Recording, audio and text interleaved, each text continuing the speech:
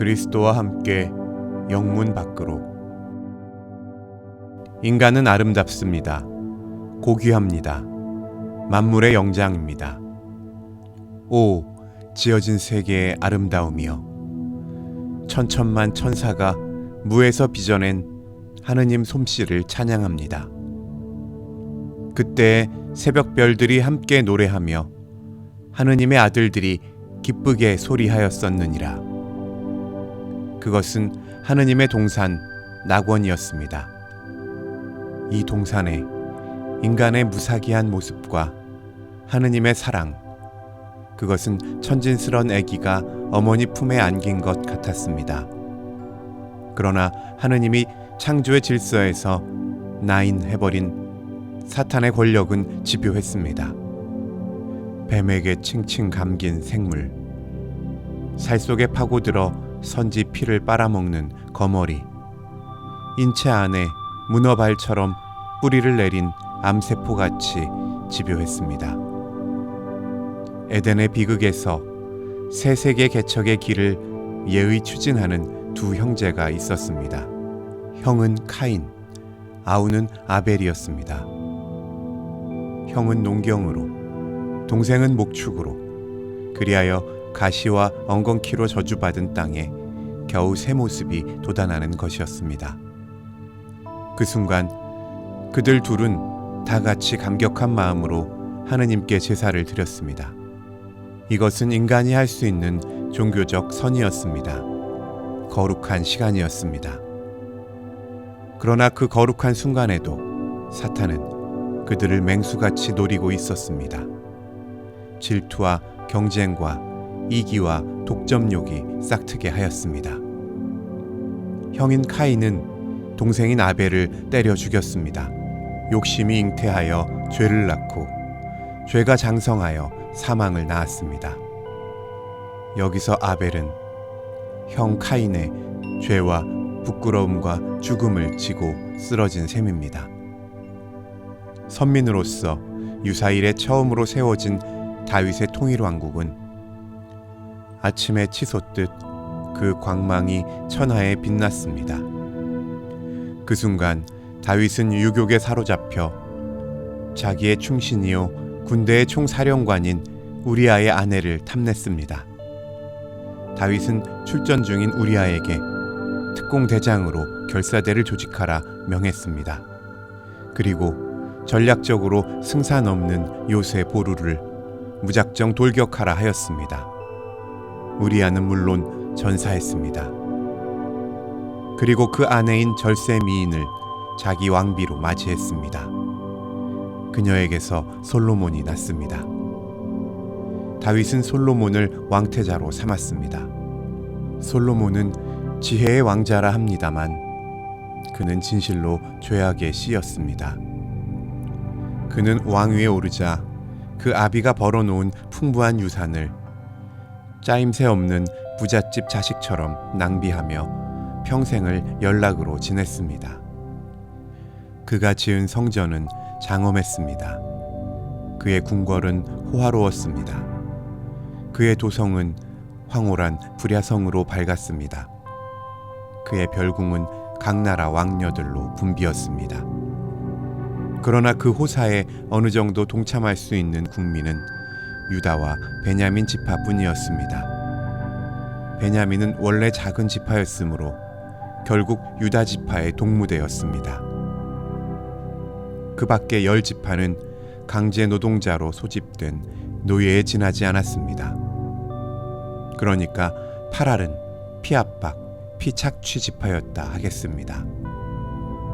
그들은 애굽 시대에 종노릇하던 조상들의 부르짖음을 되풀이할 밖에 없었습니다. 그리하여 위대한 통일 왕국이었던 다윗 시대는 이세에서 끝나고 분열 왕국 시대가 온 것이었습니다.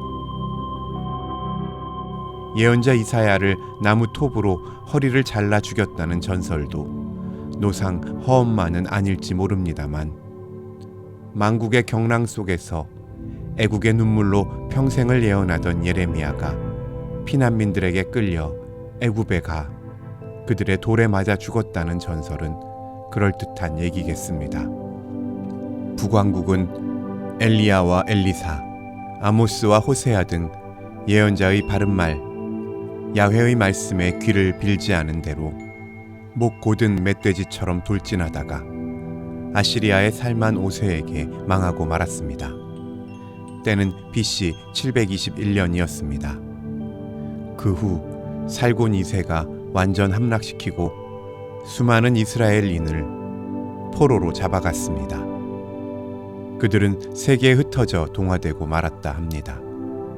다시 조국에 돌아오지 못했습니다. 남왕국은 타다 남은 부직갱이같이 겨우 살아있었습니다만 상술한 바와 같이 선민의 심각한 범죄성은 다시 또 바벨론 포로 생활이란 무서운 징벌로 나타났습니다. 바벨론에서 51년 그들은 회개했습니다. 이제부터는 하느님이 해방만 시켜주신다면 참으로 선민답게 살겠노라 호소했습니다.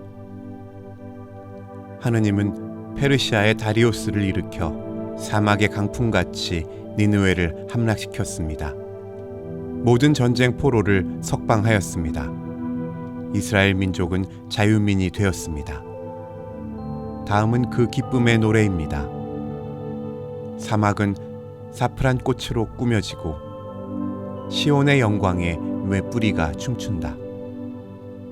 야훼께서 자기 백성들 선두에 서신다. 문들아 머리를 들라. 야훼께서 들어오신다. 새 세기는 펼쳐졌습니다. 꿈에도 못 잊던 예루살렘에 돌아왔습니다. 그곳은 기왓장과 벽돌과 재무덤과 잡초가 무성한 죽음의 벌판이었습니다. 옛성은 허물어지고 성전도 아무것도 없었습니다. 돌아온 적은 무리는 우선 성전부터 재건했습니다. 보잘것없이 초라한 소위 제2성전이었습니다. 선민족의 피를 성결하게 한다 하여 피가름 숙청이 계속됩니다. 도와주러 온 사마리아 주민들을 더럽다고 쫓아보냈습니다. 종교적인 경건은 율법주의를 강화합니다. 얼음장같이 냉혹한 개토인간이 되었습니다. 이 속에 사탄은 자기들 둥우리를 틀었습니다. 경건은 외식으로, 제사는 허례로, 생명은 관념으로 변질시켰습니다. 그래서 마침내 바리새파를 후손으로 남겼습니다.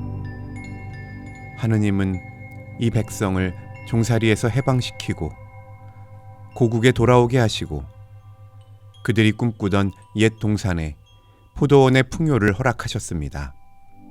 그러나 그들은 또 살아계신 하느님 대신에 죽은 문자를 택합니다. 마감으로 하느님은 자기 아들 예수를 보내셨습니다. 내 아들 마리아 듣겠지 하고 기대하셨습니다. 그러나 그들은 그 포도원 아드님이 포도원 상속자일 것이라 하여 몰아붙여 살해하고 포도원도 횡령해 버렸습니다. 나는 사탄의 객관적 실제를 의심하지 않습니다. 그러나 그런 형이상학적 논구보다도 인간성 자체 안에서 그 살인, 난행, 음모, 질투, 증오, 중상, 악담, 저주 등 독한 뿌리가 양심을 질식시키는 자아의 현실을 봅니다. 그것이 그대로 사탄의 도끼인 것을 실감합니다. 예수님이 베드로의 잘못된 심정을 볼 때마다 사탄아 물러가라 하신 것은 베드로에게 밖으로부터 침입한 사탄보다도 자기를 사탄화하려는 베드로 자신의 인간성을 꾸짖은 것이었다고 생각합니다. 나는 나 자신이 터무니없는 위증과 중상과 비방과 거짓 선전에 시달리면서 그 사탄적인 데에 놀랐습니다. 그것이 변태적이고 병적인 것이라 할 수도 있을 것 같았습니다만 이것만은 아닌 것 같이 느꼈습니다. 병으로 보기에는 너무 악마적이고 인격적이었습니다. 이것이 인간입니다.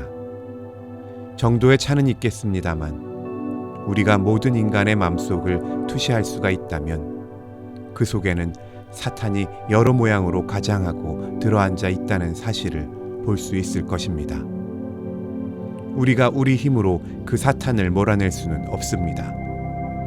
우리는 이미 포로된 몸이기 때문입니다. 신자 그리스도가 우리를 대신하여 사탄을 이기고 우리의 죄벌을 당신의 속량 사랑으로 자진 짊어지고 영문 밖에서 처형됨으로 해서 우리가 사탄의 권세에서 해방될 수 있는 것입니다. 그러므로 우리도 그의 본을 따라 그와 함께 영문 밖으로 나아가자 하였습니다. 우리는 누구의 죄를 지고 영문 밖으로 나가란 말입니까? 우리가 인류의 연대성을 시인한다면 그 운명적인 우리의 테두리 속에서 벗어날 수 없을 것입니다.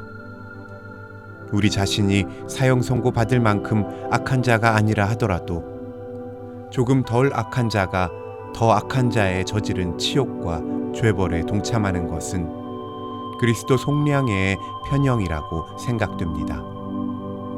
우리가 데모한다는 것도 지배층의 악과 치욕을 지고 영문 밖으로 나가는 행동의 하나일 것입니다.